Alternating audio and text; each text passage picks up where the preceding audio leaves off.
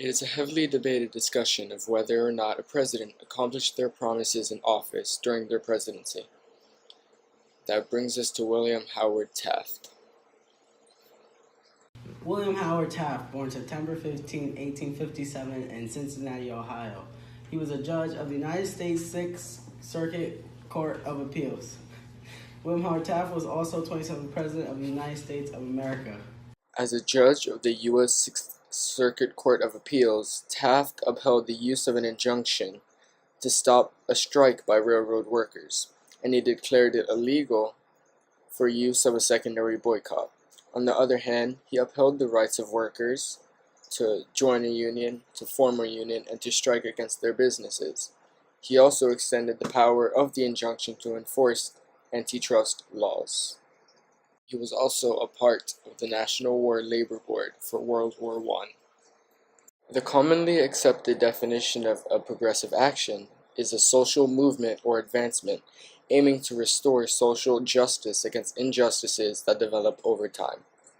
Taft supported Teddy Roosevelt's Square Deal, a plan of striving to uncover a balance between owners, workers, Republicans, and progressives.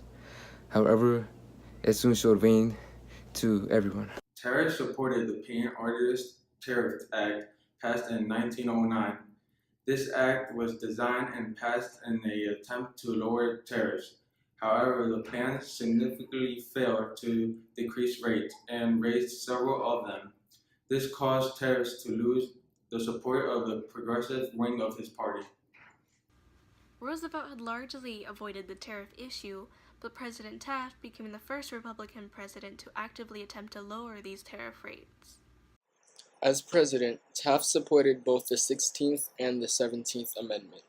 The 16th Amendment stated that Congress shall have power to lay and collect taxes on population income, from whatever source derived, without apportionment among the several states and without regard to any census or enumeration. The 17th Amendment said that the Senate of the United States shall be composed of 2 senators from each state elected by the people thereof for 6 years, and each senator shall have 1 vote. The elections in each state shall have qualifications requisite for electors of the most numerous branch of state legislators. William Howard Taft accomplished quite a few things in his presidential term. He met the criteria of being a progressive, as he passed multiple laws that fit into the progressive ideology. However, due to his mistakes, he cannot be considered a true progressive, but more of a conservative politician.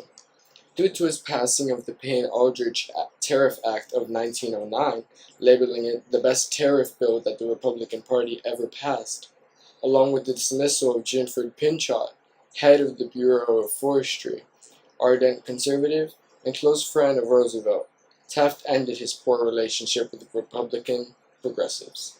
Yes, Taft did pass several laws that supported the progressive ideals, but it was not nearly enough.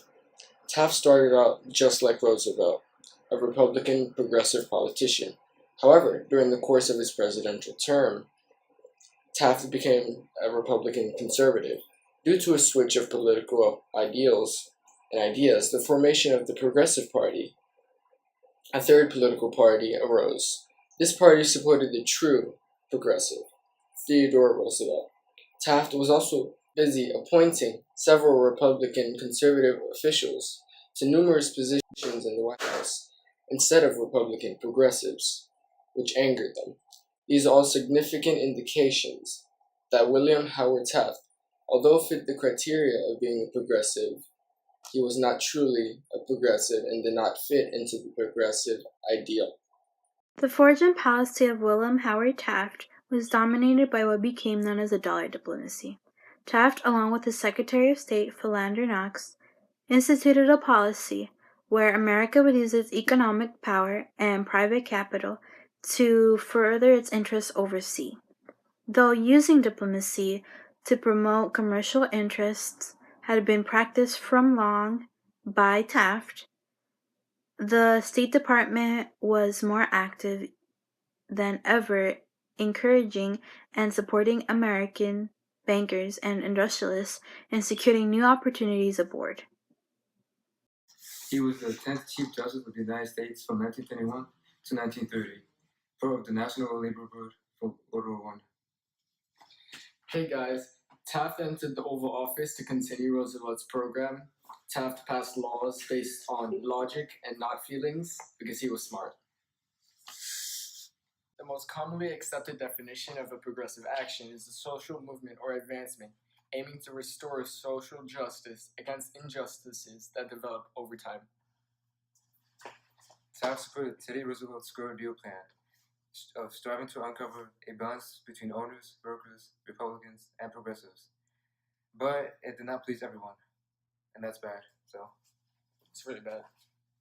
So, as a judge of the U.S. Sixth Court of Appeals, Taft upheld the use of an injunction to stop a strike by railroad workers, and he declared it illegal, the use of a secondary boycott. On the other hand, he did upheld the right of workers to organize, to join a union, and he extended the power of the injunction to enforce his antitrust laws. Taft also promoted antitrust suits, which regulated the behavior and structure of businesses, generally to promote fair competition for the benefit of customers. This soon proved to be bad for Taft's progressive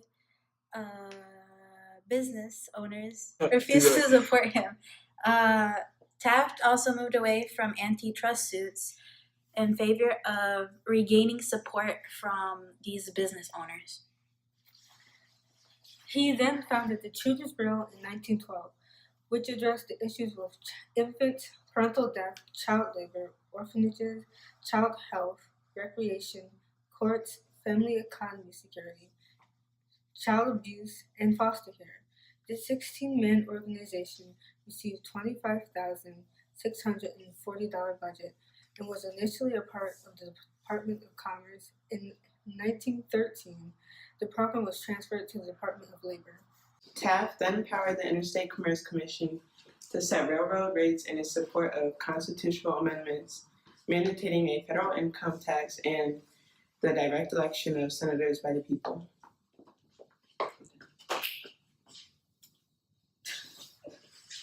So, William Howard Taft accomplished quite a few things in his presidential term. He did meet the criteria of being a progressive, but he passed multiple laws that did not really fit into the progressive definition.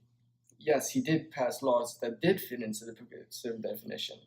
Also, due to Taft's mistakes, he cannot be considered a true progressive, but a conservative politician, a Republican conservative politician. Due to his passing the Payne-Aldrich Act of 1909, labeling it the best tariff bill that the Republican Party ever passed, and the dismissal of Gifford Pinchot, head of the Bureau of Forestry, ardent conservative, and close friend of Roosevelt. Taft ended his poor relationship with the Republican progressives. Taft did pass several laws that supported the progressive ideas, but it was not nearly enough. So during the course of his presidential term, Taft became a Republican conservative. Due to this switch of political ideas, the formation of The Progressive Party was a third political party that supported the true progressives. They did not support Taft anymore because he didn't really fit into their ideals. Instead, they supported Roosevelt, who did fit into their ideals and who was the ideal progressive. These are all significant indications that William Howard Taft, although fit all the criteria for being a progressive, was not truly a progressive. By the way, Taft appointed a lot of conservative Republicans to numerous positions in the White House instead of Republican progressives. This obviously angered the progressives and therefore caused a rift in their relationship. Come hither. Come guys. Thanks.